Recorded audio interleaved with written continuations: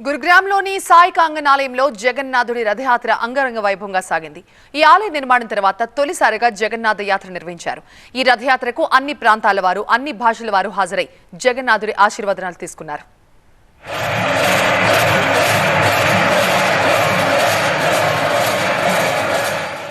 ఆషాఢ శుద్ధ తదియ నాడు రథచక్రాల మీద భక్తులను అనుగ్రహిస్తాడు ఆ జగన్నాథుడు. పూరీ క్షేత్రంతో పాటు దేశంలోని జగన్నాథ ఆలయాల్లోనూ రథయాత్ర జరుగుతుంది. అన్నీ అత్యద్భుత ఘట్టాలే. వీటిలో ప్రముఖంగా చెప్పుకోవలసింది గురుగ్రామ్లో నిర్మించిన సాయి కా అంగన్ ఆలయంలో జరిగే జగన్నాథుని రథయాత్ర.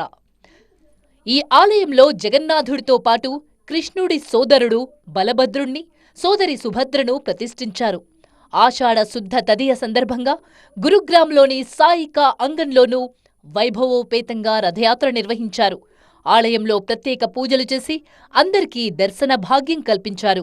స్వామికి సమర్పించిన నైవేద్యాన్ని ప్రసాదంగా భక్తులకు పంచారు. రథయాత్రకు ముందు ప్రత్యేకంగా రూపొందించిన రథానికి పూజలు చేశారు.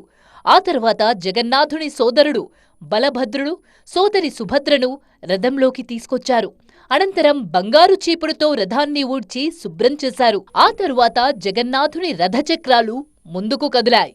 జై జగన్నాథ్ అనే నామాన్ని కీర్తిస్తూ రథాన్ని లాగారు భక్తులు. సాధారణంగా గుడిలో మూల విరాట్ బయటికి రాడు, కాని జగన్నాథుడు మాత్రం ప్రత్యేకం. సోదరి సోదరులతో కలిసి భక్తులను అనుగ్రహించడానికి ఆయనే బయటికి వస్తారు. సాయి కా అంగన్ ఆలయంలో తొలిసారిగా జగన్నాథ యాత్రను వైభవోపేతంగా నిర్వహించారు. జగన్నాథుడు అందరివాడు, అందుకే తన పర భేదం లేకుండా అందరూ స్వామివారి వెంట నడుస్తారు. సాయి కా ఆంగన్ ఆలయంలో జరిగిన రథయాత్రలో అన్ని ప్రాంతాల వారు, అన్ని భాషల వాళ్లు పాల్గొని తరించారు. సాయి ప్రాంగణం గురూజీ మార్గదర్శకత్వంలో నిర్మించారు. ఈయన ఒక ఐపీఎస్ అధికారి.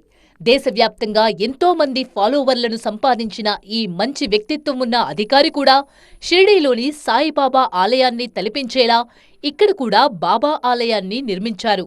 ఆయన మార్గదర్శకత్వంలో శ్రీ జగన్నాథుని రథయాత్ర వైభవంగా సాగింది.